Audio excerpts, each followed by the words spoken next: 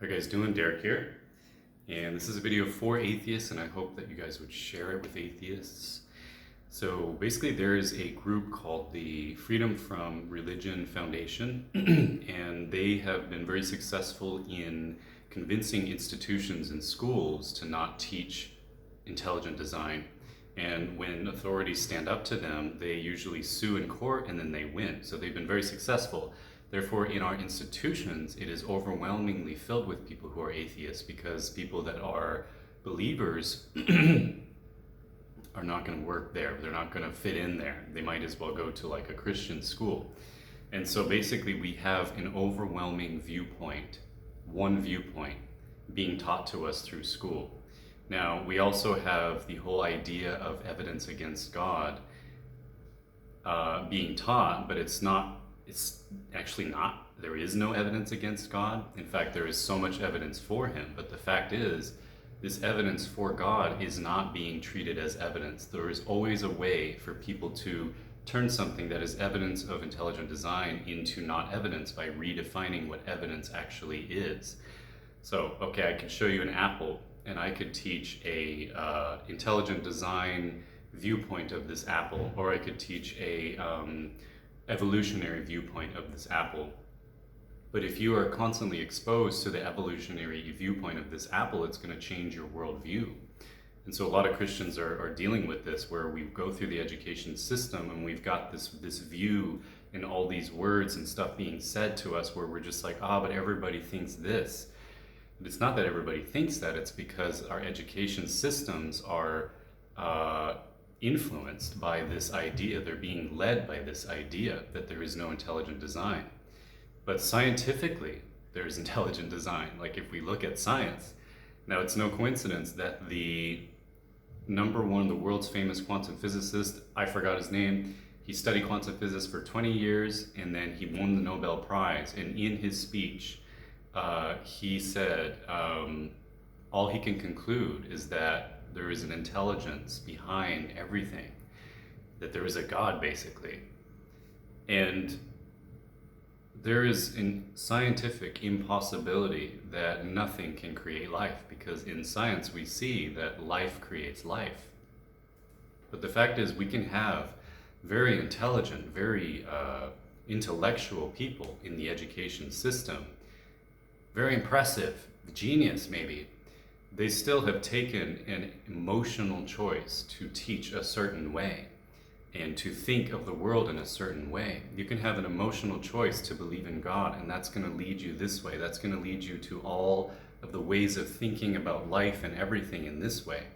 You might even become like Aristotle or some of the great world thinkers that believed in God. When Aristotle said, "All that I know is that I know nothing."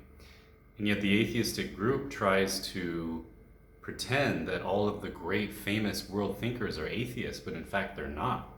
And the atheists have even said sometimes, like Albert Einstein, he's like, "Stop quoting me as an atheist, I'm not an atheist." Even Darwin never said he was an atheist. And so it's basically what it is, what we don't understand. It's not called a religion, this way of thinking. It's not called faith, but it is faith. You're believing something that you have not seen. You have not seen evolution. You have not seen that there is no God, and so you're believing that there is not God. I've not seen God, but I believe in God, and I choose to believe God because I choose the yes in life. There's a yes in life and there's a no in life. The yes in life is that we're here for a reason and that there's a God. That means that everything is happening, like even the next word out of my mouth matters, okay? That's how much everything matters. That's what I choose to believe. I have faith in that, okay? So if you believe in your instructors who said that the blah, blah, blah did research about this and that, and you're believing them because you're still not seeing evidence of evolution, but you're believing it. I'm seeing evidence of creation and I'm believing it because this is what I call evidence of creation. This is what you call evidence of evolution. But you happen to have the support, you happen to have the overwhelming majority of thinkers and people in the education system who have been influenced by mainly this group that I mentioned earlier. And so what I want to get down to is that this is a choice of the heart that humans have to make. I went through all that. I went through the education system. I went through a lot of pain. I went through negative experiences. And I chose still to believe in God and to believe in Jesus because I was making that choice first. And then I chose to seek the information and to seek the arguments and to seek everything, the way of thinking that aligned with that emotional decision.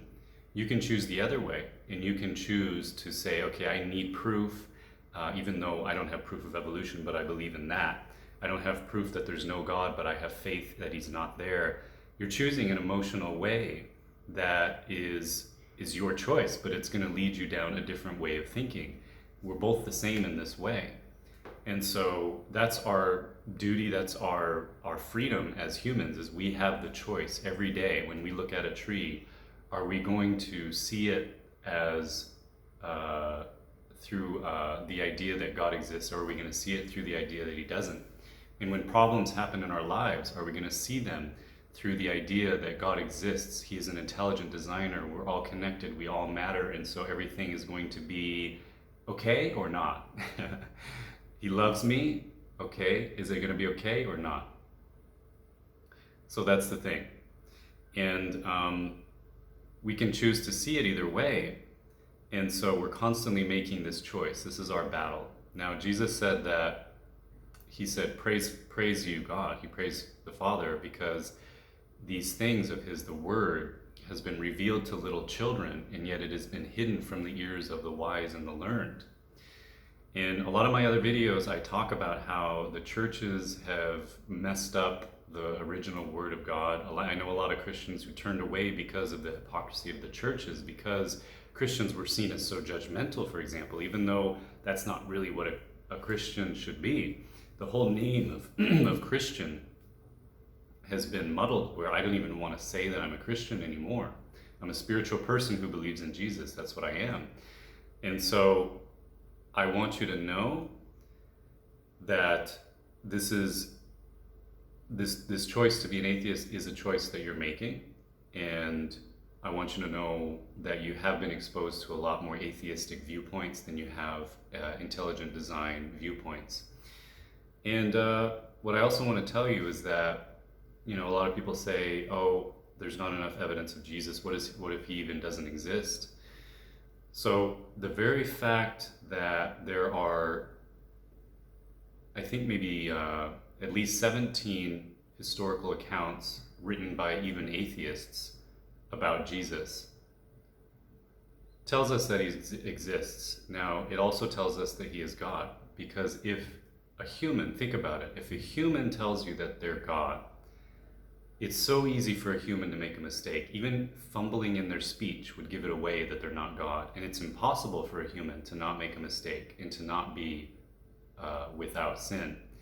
And so if someone is able to say that they're God and live until they are crucified, until they are 35 years old, and have crowds follow them, that's the only way that he would be in those history books, is if he actually did become that famous and have crowds following him from city to city and people traveling miles to see him, and him being written in historical records through of his execution, his crucifixion.